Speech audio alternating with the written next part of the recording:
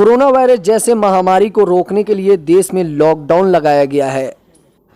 Lockdown के दौरान दूसरे राज्यों में फंसे बिहारियों को लाने के लिए जो दावे सरकार के द्वारा किए जा रहे हैं, उसकी ज़मीनी हकीकत इमाम हसन जैसे लोग हैं।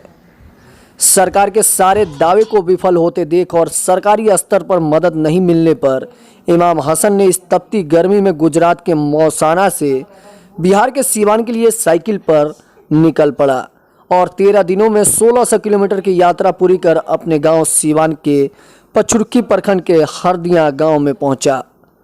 आपको बता दें कि सीवान के हरदिया निवासी इस मोहम्मद शाह का पुत्र इमाम हसन बेहद ही गरीब परिवार से है और उसके छोटे छोटे 3 बच्चे भी हैं। इसी मजबूरी के कारण इमाम हसन अपने घर से 1600 किलोमीटर दूर गुजरात में जाकर नौकरी करता था, लेकिन अब वह नौकरी भी उसके हाथ से चला गया है और अब इमाम हसन बिहार सरकार से मदद की गुहार लगाते हुए कह रहा है कि हम बिहार अब छोड़कर नहीं जाना चाहते हैं। वही गांव वापस आने पर इमाम हसन जब स्थानीय क्वारंटाइन सेंटर में गया तो पहले तो उसे जीरादेई भेज दिया गया, फिर जीरादेई जाने पर बोला गया कि अपने घर में ही क्वारंटाइन कीजिए। लेकिन इमाम हसन के परिवार में 5 लोग हैं और इमाम हसन के घर में सिर्फ 1 कमरा ही है। ऐसे में वह कैसे होम क्वारंटाइन करेगा, यह सबसे बड़ा सवाल है। अब सरकार के दावे की पोल बिल्कुल ही खुलकर सामने आ रही है। सरकार का वादा सिर्फ मुंह से है, जमीनी स्तर पर कुछ और ही है। ऐसे में सवाल उन लोगों से है जो बड़े बड़े विकास के दावे कर रहे हैं और मजदूरों के हित की बात कर रहे हों, वह इमाम हसन की सुध तक लेने के लिए नहीं पहुंचे हैं या कोई सामाजिक कार्यकर्ता इनकी मदद के लिए आगे आएंगे। अब यह तो आने वाला समय ही बताएगा। फिलहाल इनके बच्चों की आंखों में जो भूख है वह कोरोना के खौफ से कहीं ज़्यादा डरावना है। सुनिए और क्या कुछ कहा इमाम हसन ने। क्या नाम है आपका? इमाम हसन। अच्छा, कहाँ से आप लोग आए हैं? महसाना गुजरात से। महसाना गुजरात से। कितना किलोमीटर है बिहार से? 16 से कुछ किलोमीटर। क्या चीज़ से आए हैं आप लोग? साइकिल से। कितने लोग थे? 17 आदमी। 17 आदमी, मतलब साइकिल से वहाँ से आए आप लोग, चला गए? हाँ, साइकिल से वहाँ से। अच्छा, साइकिल कौन दिया था? हमारा कॉन्ट्रैक्टर दिया था। क्या नाम था कंपनी का जहाँ काम करते थे? रंजीत बिलकौन। पैसा हिसाब बराबर दिया? हाँ, हिसाब बराबर दिया।